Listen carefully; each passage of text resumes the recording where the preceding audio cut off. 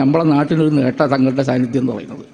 അൽഹംദുലില്ലാ പാണർക്കാടിൻ്റെ അടുത്ത് നമ്മളെ കൈതച്ചറ ഭാഗത്ത് ഒരു കുട്ടിയെ പാമ്പ് വിളിച്ചു. ചെറിയ കുട്ടിയാണ്.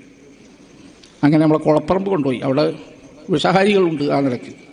അവിടുന്ന് സുഖപ്പെട്ടില്ല. അങ്ങനെ പെരിന്തൽമണ്ണ കൊണ്ടുപോയി. അവരും കൈയൊഴിഞ്ഞു. കോഴിക്കോട് മെഡിക്കൽ കോളേജിലെത്തി. 2-3 ദിവസം ചികിത്സിച്ചെങ്കിലും ഫലം കണ്ടില്ല. അപ്പോഴാണ് കുട്ടിയുടെ കുടുംബം ഞാനുമായിട്ട് ബന്ധമുള്ളവരാണ്. അവരെന്നോട് പറഞ്ഞു, ഉസ്താദ് തങ്ങളോടൊന്ന് പറയാൻ പറ്റുകയാണ് എങ്കിൽ ഒരു ഉപകാരമായിരുന്നു. ഞങ്ങളിപ്പോൾ ഈ കുട്ടി മരിച്ചിട്ടില്ല, എന്നാൽ ജീവിക്കണമില്ല, ഈ ഒരു പരുവത്തിലാണുള്ളത്. കുളപ്പറമ്പെന്ന് കഴിഞ്ഞു, പെരിന്തൽമണ്ണ കഴിഞ്ഞു, കോഴിക്കോടിൽ ഇപ്പോൾ ഉണ്ട്, പക്ഷേ ബോധം വന്നിട്ടില്ല. അപ്പം ഞാൻ ബഹുമാനപ്പെട്ട തങ്ങൾക്ക് ഫോൺ ചെയ്ത് ആ കുടുംബം ഒരു കുപ്പി വെള്ളമായിട്ട് വന്നു. തങ്ങളത് മന്ത്രിച്ചു കൊടുത്തു. സ്പൂൺ കൊണ്ടിട്ട് വായ തുറന്ന് ഒരു തുള്ളി വെള്ളം അകത്ത് കൊടുത്തു.